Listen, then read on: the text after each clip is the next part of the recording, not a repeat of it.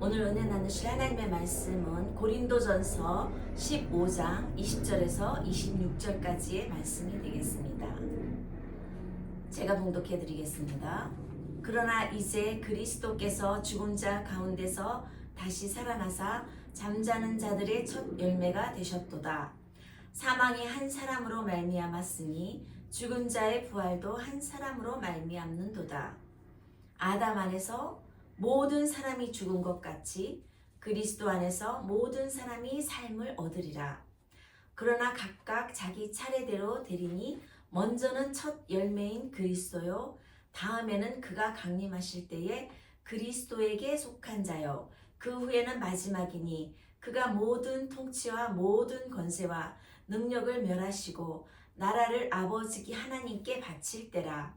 그가 모든 원수를 그 발 아래 둘 때까지 반드시 왕노릇 하시리니 맨 나중에 멸망받을 원수는 사망이니라. 이 말씀을 가지고 부활의 첫 열매는 부활에 대한 소망을 준다라는 제목으로 함께 은혜 나누기를 원합니다. 모든 인간은 죽음을 두려워하고 언제 죽을지 모르는 인생입니다. 그래서 죽음의 문제를 해결하려고 힘쓰고 애쓰고 해도 그 문제를 우리는 해결할 수는 없습니다. 오늘 본문 말씀은 죽은 자 가운데서 다시 살아나사 잠자는 자들의 첫 열매가 되신 예수님을 통해서 부활의 소망을 갖게 한 인생 최대의 문제인 죽음을 극복한 귀한 말씀입니다.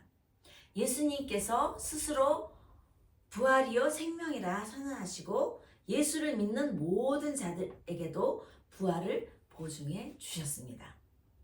요한복음 11장 25절에서 26절까지의 말씀에 보면 예수께서 이르시되 나는 부활이요 생명이니 나를 믿는 자는 죽어도 살겠고 무릇 살아서 나를 믿는 자는 영원히 죽지 아니하리니 이것을 내가 믿느냐?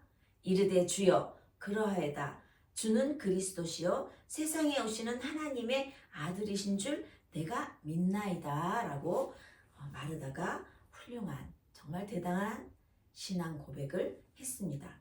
이 말씀이 바로 예수님의 약속의 말씀이기도 합니다.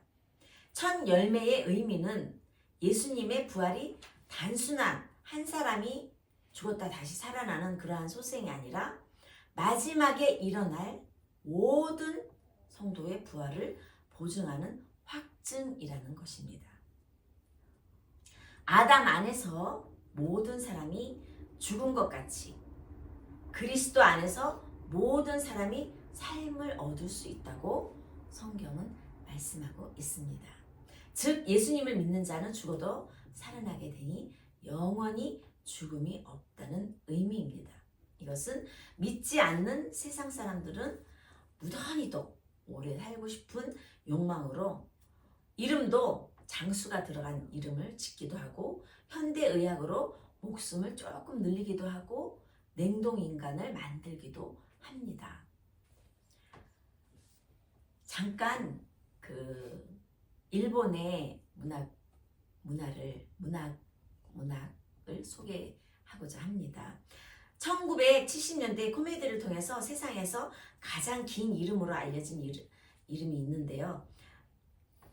이 이름은 줄여서 김수한무라고 부르고 일종의 입담 코미디라고 이렇게 해석할 수도 있습니다. 김수한무, 거북이와 두루미, 삼천갑자 동방사, 치치카포 사리사리센터, 워리워리 세브리깡, 무드셀라, 구름이 허리케인의 담벼락, 담벼락의 서생원, 서생원이 고양이, 고양이엔 바둑이, 바둑이는 돌돌이. 이렇게 코미디를 통해서 이 잘 알려진 긴 이름이 있는데 이것은 그 일본의 라쿠고라는 그 일본의 이렇게 뭐랄까 만담 입담 코미디 같은 옛날부터 이렇게 대대로 내려오는 언어가 있어요. 이 이름은 너무나도 긴데 이 이름을 이제 여러 가지 이제 일본 이름 중에서 장수하고 운이 좋고 복이 있는 그러한 이름을 여러 가지 따왔어요. 그래서 그 중에서 어떤 이름을 할까 하고 고민을 하다가 안 되겠다. 정말 이 따온 이름을 다 그냥 합쳐서 이름을 짓자 해가지고 이렇게 긴 이름을 만들었다 그래요. 그래서 이거를 조금 잠깐 일본말로 제가 해보겠습니다. 이 수완무라는 게 한문으로 일본 목숨 숫자에다가 한정의 한자에다가 또 없을 무자라는 한문을 쓰는데요. 이게 일본 발음으로 하면 주겐무 고코노 스리키레 카이자리 스이교노 스이교마츠 운라이마츠 후라이마츠 쿠네루 도코로니 스무 도코로 야브라 코오지노 브라 코오지 파이포노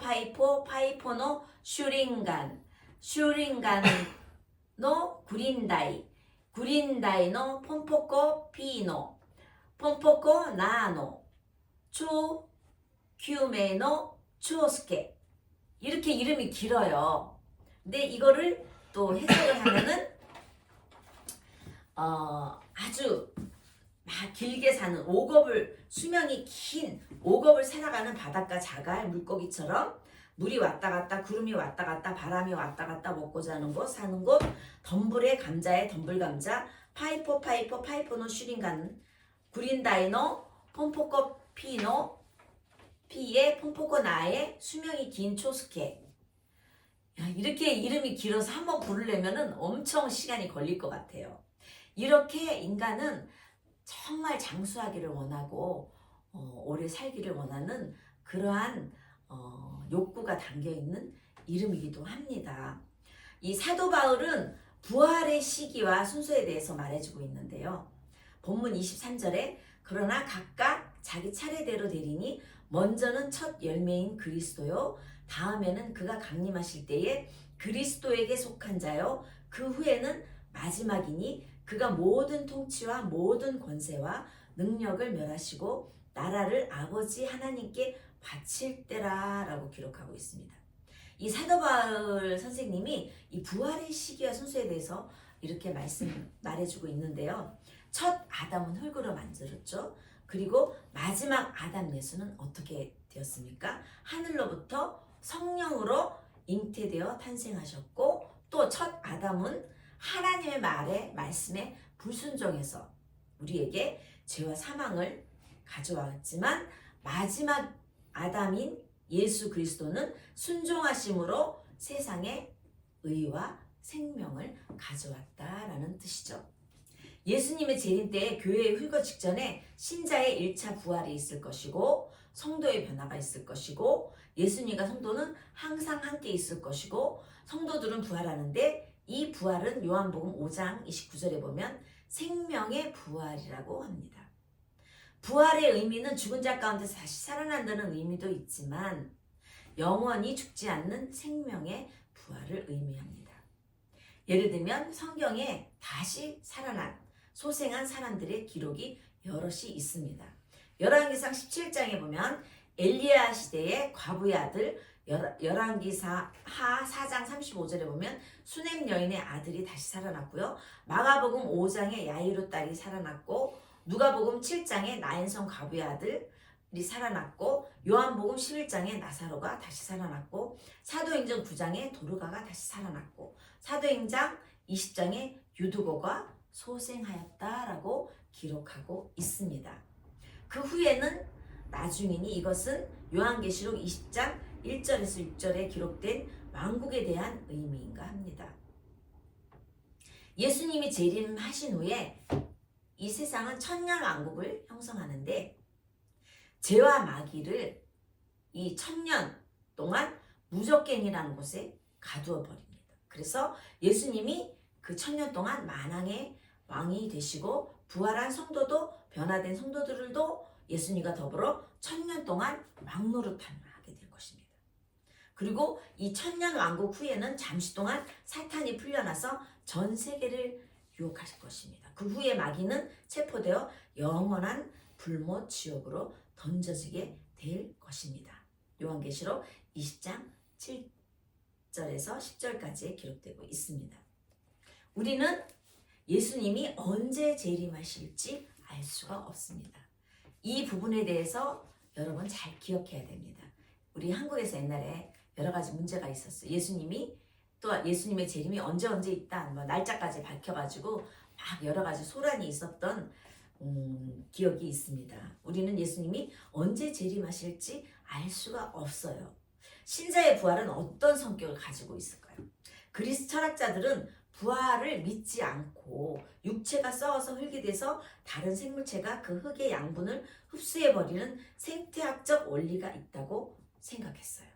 그래서 바울은 여기에 대한 대답을 성경의 기록에 보면 이렇게 말했습니다. 고린도전서 15장 35절에 보면 누가 묻기를 죽은 자들이 어떻게 다시 살아나며 어떠한 몸으로 오느냐 하리니 어리석은 자여 내가 뿌리는 씨가 죽지 않으면 살아나지 못하겠고 또 내가 뿌리는 것은 장래의 형체를 뿌리는 것이 아니요 다만 밀이나 다른 것의 알맹이 뿐이로되 하나님이 그 뜻대로 그에게 형체를 주시되 각 종자에게 그 형체를 주시느니라 라고 씨, 종자의 비유에 대해서 말씀했습니다. 또 고린도전서 15장 39절에서 40절까지 말씀해 보면 육체는 다 같은 육체가 아니니 하나는 사람의 육체요 하나는 짐승의 육체요 하나는 새의 육체요 하나는 물고기의 육체라. 하나님이 창조하신 아름답게 창조하신 모든 생물 모든 동물의 이런 생체 구조 DNA죠 는 각기 다릅니다. 모든 지문도 다릅니다. 이 지구의 인구가 지금 현재 52억이 넘는 걸로 알고 있습니다. 이 52억의 인구가 전부 이 지문이 달라요. 그리고 요즘에는 이 눈으로도 눈동자로도 이렇게 생체 확인을 하기도 하지요. 전능한 하나님께서는 이 부활할 때에 다른 종류의 그러므로 부활체를 만들 수 있는 전지전능한 하나님이신 것입니다. 40절 말씀에 보면 하늘에 속한 형체도 있고 땅에 속한 형체도 있으나 하늘에 속한 것이 영광이 따로 있고 땅에 속한 것의 영광이 따로 있으니 라고 기록하고 있습니다. 모든 영광이 다르다고 말하고 있습니다. 뭐 다양한 형체가 있죠. 세상에는 사람, 짐승, 새, 물고기 등의 육체의 종류가 다르듯이 부활한 몸 또한 현재 우리가 가진 땅의 몸과는 차원이 다른 그러한 부활체의 존재임을 나타내고 있습니다. 땅 위에서 우리가 입고 있는 몸의 아름다움과 부활 후에 하늘에 속하게 될 신령한 몸의 아름다움은 서로 구별이 되죠. 하늘의 것이 비교할 수 없다는 영광스럽다는 점을 강조하고 있습니다. 그래서 우리는 이 부활의 소망을 마음속에 가져야 합니다. 결국 이 말씀은 우리가 현재의 썩을 몸이 아닌 썩지 아니하고 영광스러운 신령한 몸으로 다시 살아난다는 그러한 소망을 전하고 있습니다. 그래서 성도는 죽음이 끝이 아니에요.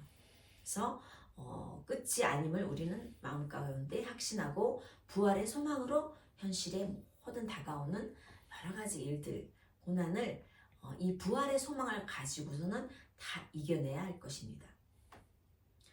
우리는 부활의 주님을 믿는 자로서 죽음이 두려움의 대상이 아니라 영원한 삶으로 넘어가는 그러한 문의인 것을 믿어야 합니다.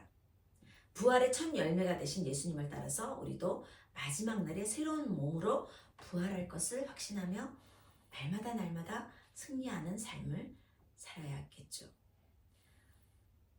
고린도전서 15장 42절에서 48절까지 말씀해 보면 죽은 자의 부활도 그와 같으니 썩을 것으로 심고 썩지 아니할 것으로 다시 살아나며 욕된 것으로 심고 영광스러운 것으로 다시 살아나며 약한 것으로 심고 강한 것으로 다시 살아나며 육의 몸으로 심고 신령한 몸으로 다시 살아나나니 육의 몸이 있은즉 또 영의 몸이 있느니라. 기록된 바 첫사람 아담은 생령이 되었다 한과 같이 마지막 아담은 살려주는 영이 되었나니 그러나 먼저는 신령한 사람이 아니요 육의 사람이요 그 다음에 신령한 사람이니라. 첫사람은 땅에서 났으니 흙에 속한 자이거니와 둘째 사람은 하늘에서 나셨으니 무릇 흙에 속한 자들은 저 흙에 속한 자와 같고 무릇 하늘에 속한 자는 저 하늘에 속한 이와 같으니라고 기록하고 있습니다. 죽은 자의 부활과 부활한 몸의 영광스러운 그러한 성질에 대해서 설명하는 아름다운 말이죠. 그래서 사도 바울 선생님은 현재의 육체와 부활할 신령한 몸을 대조하며 우리에게 부활의 소망을 강조하고 있습니다. 그래서 우리가 이 세상에 여러 가지 집착하지 아니하고 모든 어떠한 고난이 내게 다가온다 할지라도 저 천국의 부활의 소망을 가진 자는 어떠한 고난이 와도 이겨낼 수 있는 힘을 얻을 수 있고 또한 부활의 소망을 가진 기쁨이 있습니다.